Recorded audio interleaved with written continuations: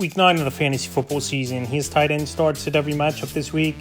Baltimore Ravens at the Miami Dolphins. Mark Andrews, he's a fringe option. He's at the latter part of his career. But the only good thing is if Lamar gets back in this ball game, obviously Andrews and Lamar have had great rapport and been on the same page for many seasons. So this week in a matchup, even if Lamar is back in this ball game, he's a fringe option to me. Tanner Conner, now the tight end over there in Miami. Darren Wall, had a few good games before he got injured once again. He's out 3 more weeks. And Tanner Conner, we haven't seen much. He's a sit. Denver Broncos, the Houston Texans, Evan Ingram, a fringe option. This offense for football spreads out. Cortland Sutton, Troy Frankel, and Evan Ingram, Marvin Mims, Pat Bryant even got into the mix last week as well. J.K. Dobbins and R.J. Harvey out of the backfield. So Evan Ingram, we know he's a talented tight end. We know he could run routes. We know he could catch the football. He had over 100 catches a few seasons ago with the Jacksonville Jaguars. But like I said, his role isn't a big one in this offense. And at best, even in an okay matchup at Houston, he's a fringe option. Dalton Schultz a sit. Last week, I thought Schultz was going to get a lot of targets, but obviously that wasn't the case. Only 2 catches, 24 yards. And he got shaken up as well in that ball game in the victory versus the 49ers. So Dalton Schultz, pretty much all season long, besides the one big game on Monday night in Week 7, 9 for 98. He's been a 6-7 point fantasy tight end. San Francisco 49ers at the Giants. George Kittle found the end zone last week. He's a start. And it takes Kittle sometimes to get his legs under him after coming off a hamstring injury like that. So George Kittle, we know one of the better tight ends in the league. A big target, especially in the red zone. And this week in a matchup at the Giants, where their defense has had trouble with tight ends the majority of the season, he's an easy start. Theo Johnson, a fringe option this week. Theo Johnson's had a couple good games, and then some games like last week where he had 3 catches, 20 yards at the Philadelphia Eagles. But now, with Cam Scatterbo out, and this running game could struggle a little bit for New York, I think they might throw the football more.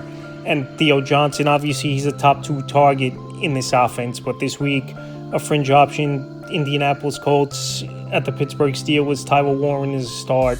Tyler Warren, one of the best tight ends in the league already, and it's only his rookie season.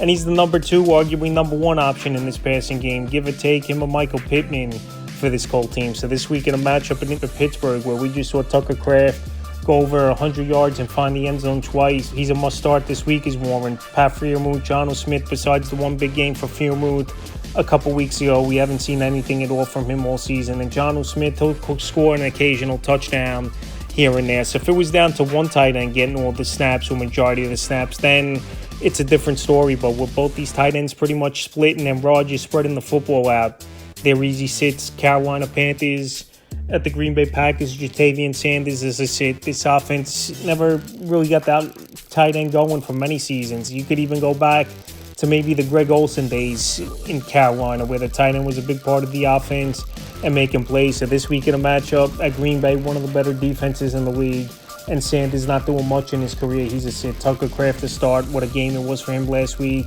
Yards after catch and making some tough grabs in that ball game. He made it look easy versus a tough defense of the Pittsburgh Steelers. So this week in a great matchup versus a defense that can't stop anyone. Tucker Kraft, an easy start, and it wouldn't be surprising to me if he has 100 and a touch. Minnesota Vikings at the Detroit Lions. TJ Hawkinson, he's a fringe option for me. Hawkinson, it's been a down year. The only plus is with McCarthy in the lineup now, young quarterbacks always look to target the tight end as a security blanket on big conversions and obviously third down and even red zone situations. So this week in a matchup where they know they got to put points on the board at Detroit, TJ Hawkinson versus former team is a fringe option. Sam Laporta start. Laporta, it's been an up and down season for him. So Sam Laporta, he's had a couple good games this season, 3 touchdowns on the year.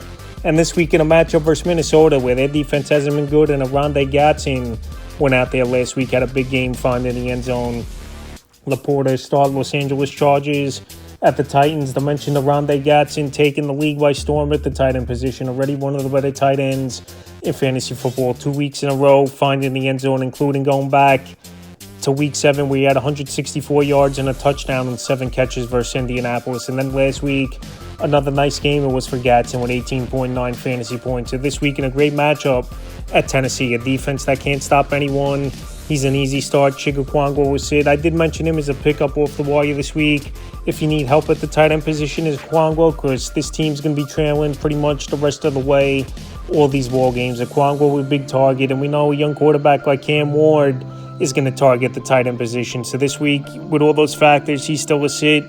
Atlanta Falcons at the New England Patriots. Kyle Pitts has started the last couple weeks, over 12 fantasy points, 2 weeks in a row. Last week, he was the leading wide receiver in terms of numbers, 5 catches, 59 yards. I know Drake London was out, and this week we'll see if it's Penix, if he's ready to go day-to-day with the injury, or Kirk Cousins. But either way, Kyle Pitts is going to put up his numbers, I believe. And this week in a matchup in New England where they could be trailing, Pitts is going to get his targets and have a decent game. I think he's a start. Hunter Henry, a fringe option. Last week, the 7-yard touchdown saved him. That was the only thing he did, 1 catch, 7 yards, and a touchdown. So his numbers definitely dropped off over the last few weeks with the emergence of Kayshon Boutte and with Stephon Diggs getting healthier as the weeks go on, recovering from that ACL injury from last season. So this week, the upside really isn't big for Henry. The targets haven't been there, and he's been a touchdown-dependent tight end over the last few weeks. So he's a fringe option at best in a pretty decent matchup. Chicago Bears at the Bengals. Colston Loveland, Cole Kmet, a sit for me in this ball game.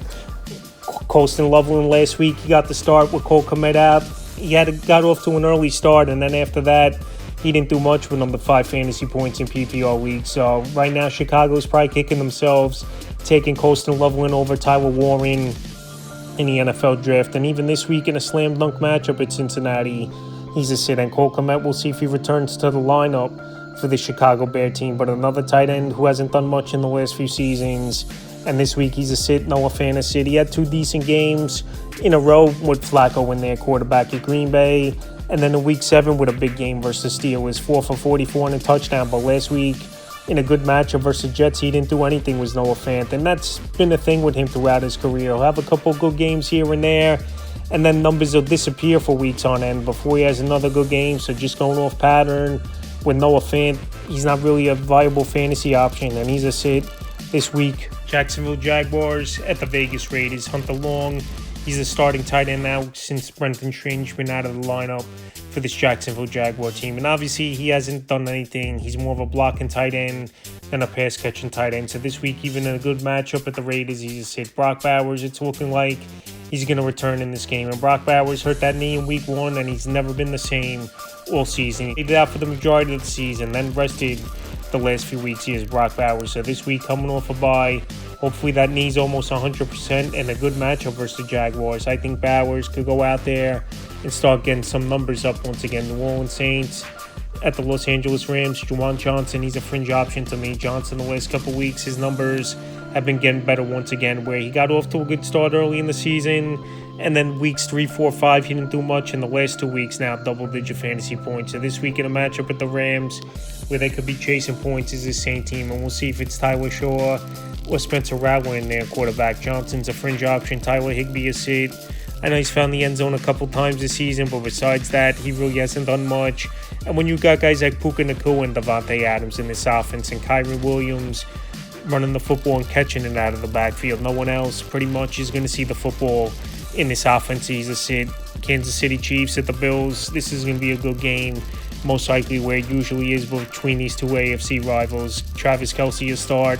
Kelce, some weeks it's going to be him or Rashee Rice is the lead guy in this offense. But Kelce on Monday night in Week 8, he had a big ball game in that one. 6 catches, 99 yards, and found the end zone. So this week in a matchup with Buffalo, a team very familiar with, obviously, and has had a great track record against, he's an easy start. Dalton Kincaid a start. In my opinion, he's the number 2 option in the passing game. I know with that oblique injury, and then last week he didn't do much as Kincaid at Carolina, where it was the James Cook show. But I think this week, high-scoring game, you know, these both teams know they got to put a lot of points on the board, and I think Kincaid bounces back this week. The Sunday Night Football, Seattle Seahawks at the Commanders. A.J. Bonner, he's had a decent season, but he's been too much of a touchdown-dependent tight end on the year. He's not getting a lot of targets, and it finally wore off for him in that Week 7 ball game versus the Houston Texans on Monday night. So this week at the Commanders, a defense that's been pretty bad over the last few weeks. I still don't trust Bonner 100% after he was on a hot streak and cooled off now. He's a sit. Ertz a fringe option. Ertz will have some good games here and there, but we know Father Time's catching up to Ertz as well, where he's not going to play every snap. And also with Deebo Samuel and Terry McLaurin, if McLaurin's good to go in this game, that's less targets for him. But I think Daniels will come back He looked pretty happy on the sidelines in Week 8, like he wasn't majorly concerned he'll be out for a while. So Zach Ertz, to me, is a fringe option. Cardinals at the Cowboys. He's Monday night. Two of the top 5 tight ends in all of fantasy football this season. Trey McBride with Jacoby Brissett was putting up monster numbers, but obviously looks like Kyler Murray's going to return in this game, where Trey McBride's numbers have been okay this season, but nothing like they were in the 2 starts with Jacoby Brissett in there. And this week in a great matchup at the Dallas Cowboys that can't stop anyone. I think McBride's in for a great game, and Jake Ferguson is starting. I know last week he didn't catch the football at all. Is Ferguson. He was on a heater with a lot of touchdowns, 6 TDs in 4 games he had was Ferguson. But this week in the matchup, I think Dallas, they're better home offense than they are on the road. They're going to put up numbers in this one, and I think Ferguson will have a nice part in the offense this week after last week not doing much. That's tight end starts it every matchup for Week 9 of the fantasy football season.